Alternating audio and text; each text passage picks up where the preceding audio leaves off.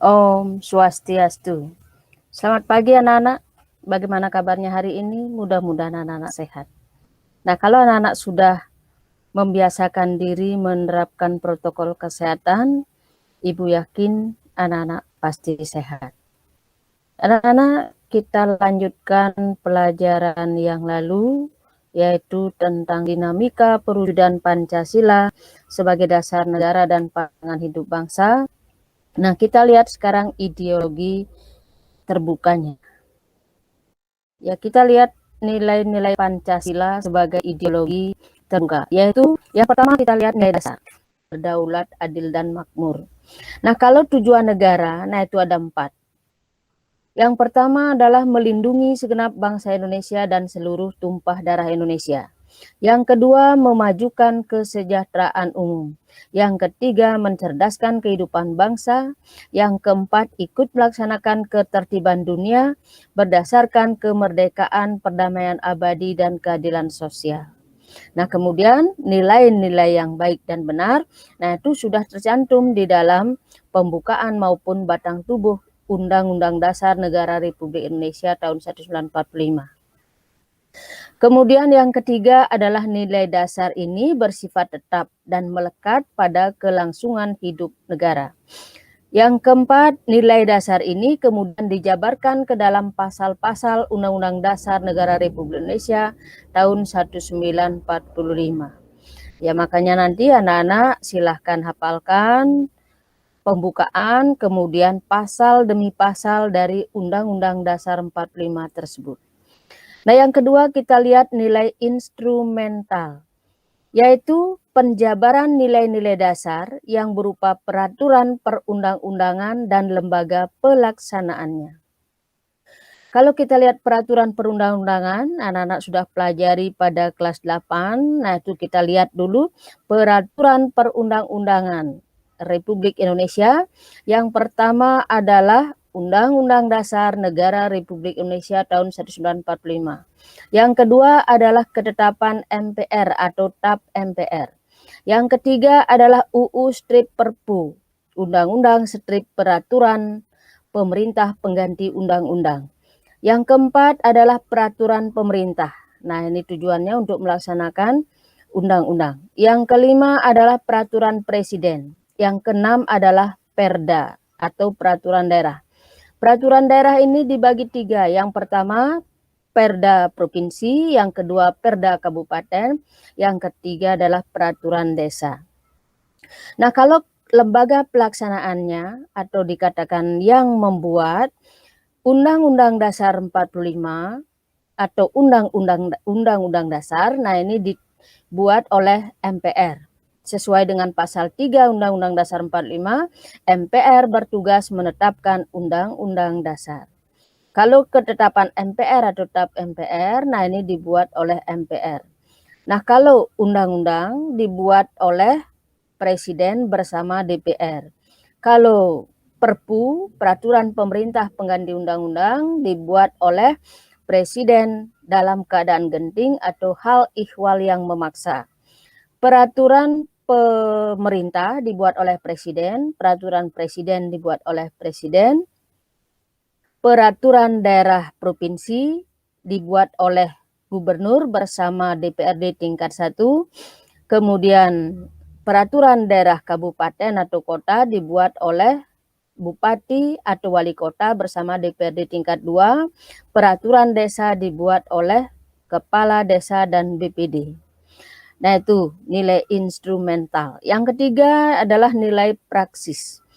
Adalah realisasi dari nilai-nilai instrumental berupa suatu pengalaman nyata dalam kehidupan sehari-hari dalam bermasyarakat, berbangsa, dan bernegara.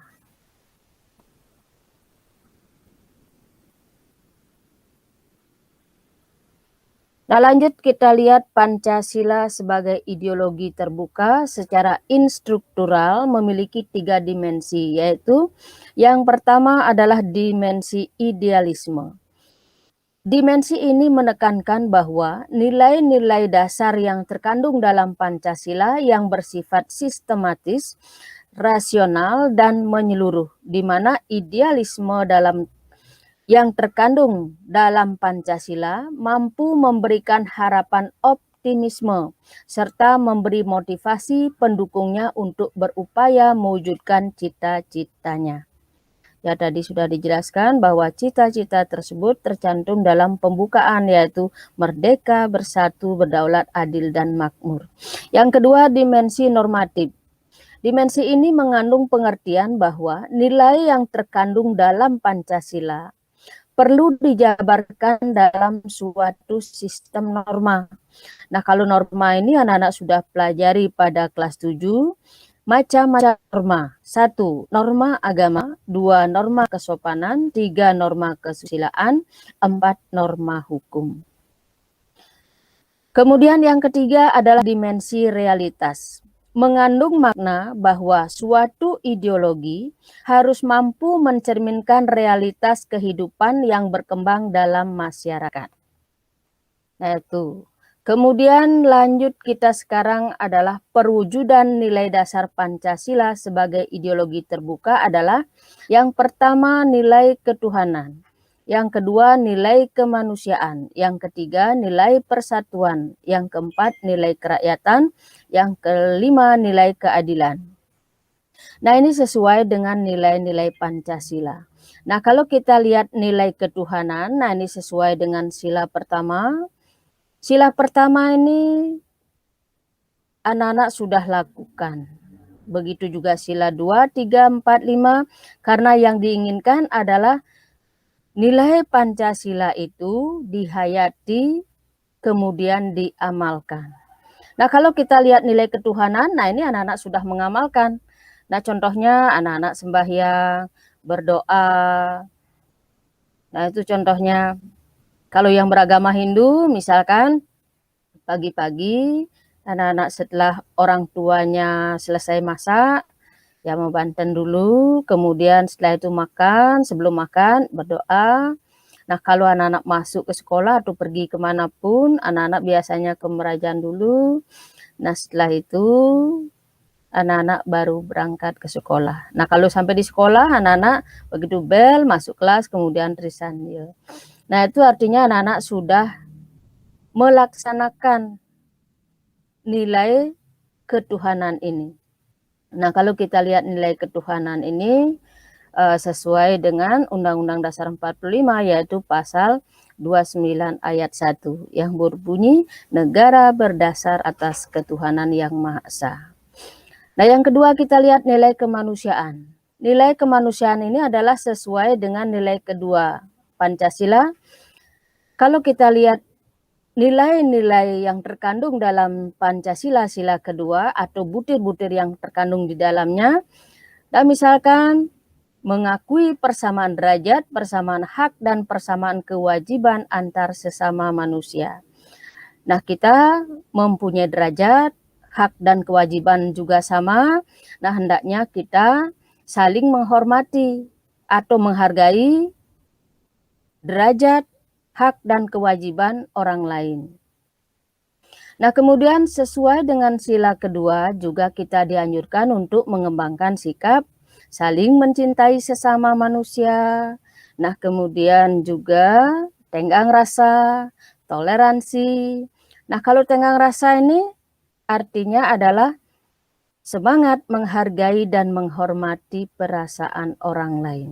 Nah, kalau toleransi, sikap sabar membiarkan orang lain melakukan sesuatu. Nah, itu artinya toleransi. Sesuai dengan nilai kemanusiaan atau sila kedua, kita juga dianjurkan untuk bekerja sama, bukan saja dengan bangsa Indonesia, tetapi dengan bangsa-bangsa lain di dunia. Nah, lanjut kita lihat nilai persatuan. Nilai persatuan ini sesuai dengan sila ketiga.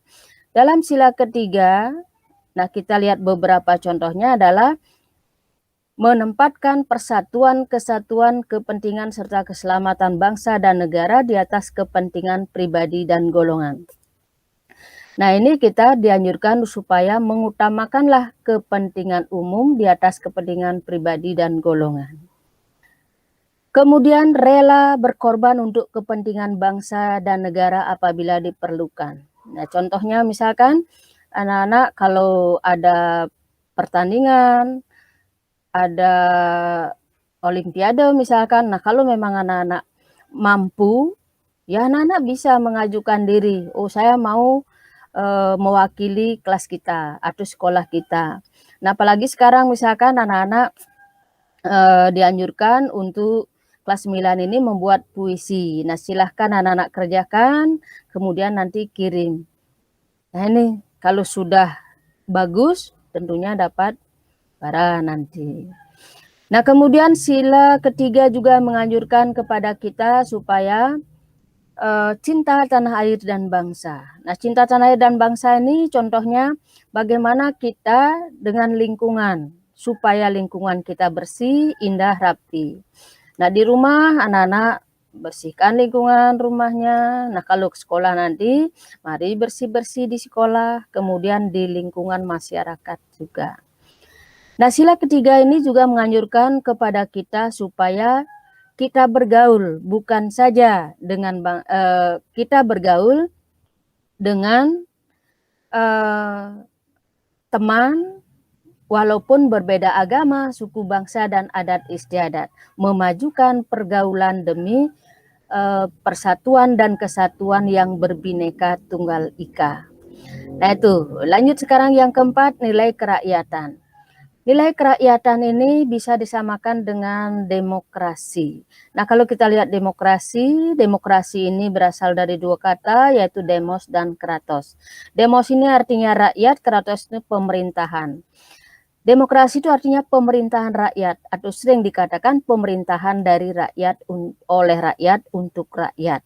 Nah, nilai kerakyatan yang dimaksudkan di sini, kalau kita sudah menduduki jabatan, hendaknya bekerja untuk rakyat.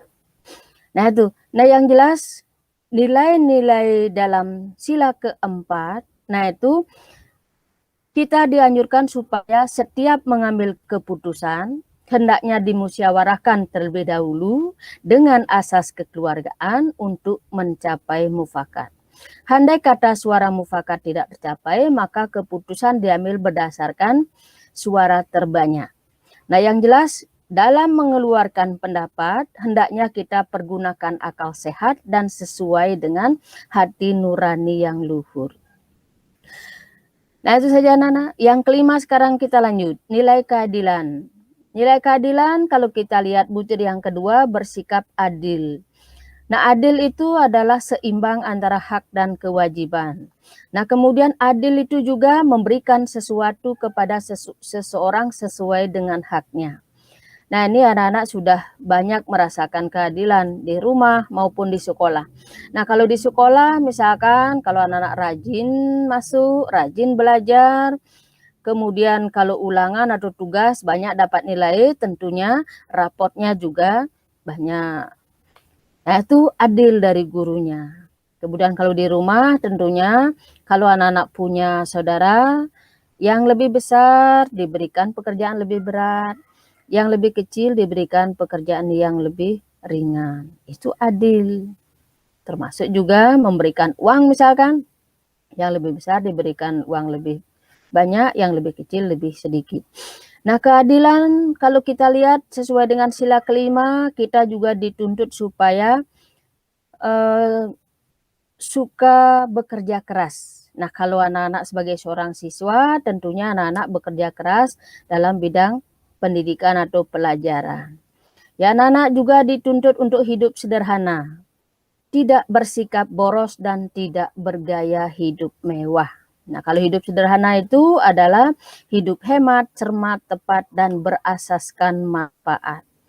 Nah, selanjutnya kita juga dituntut supaya menghargai hasil karya orang lain. Nah, itu juga tuntutan dari sila kelima atau nilai keadilan ini. Nah, itu saja anak-anak dulu untuk hari ini.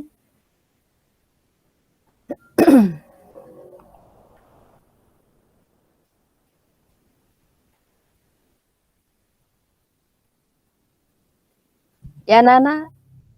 Nah, itu saja untuk hari ini. Kemudian tugasnya nanti anak-anak tolong buat contoh-contoh pengamalan Sila pertama, sila kedua, sila ketiga, sila keempat, dan sila kelima. Masing-masing 2 buah contoh. Nah, untuk sekarang Ibu akhiri sampai di sini dan Ibu akhiri dengan Pramu Santi. Om Santi Santi Santi Om.